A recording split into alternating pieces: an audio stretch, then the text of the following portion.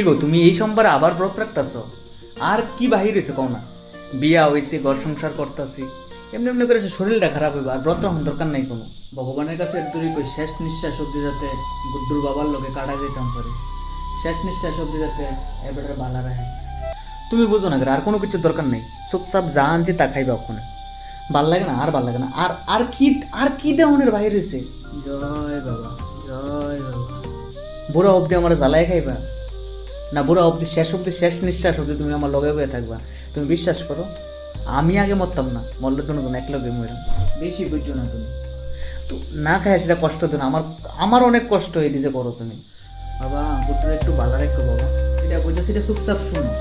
আমি তোমরা দুজনের লেগে আমি আসি তো, একবারে ফোঁচা দিয়ে সেটা যা করণের করে আমার কোনো ইচ্ছা নেই, আমার কোনো খাওয়া দাওয়া লাগতো না। মা গো কি ভালোবাসা দেখাইতো আইসি।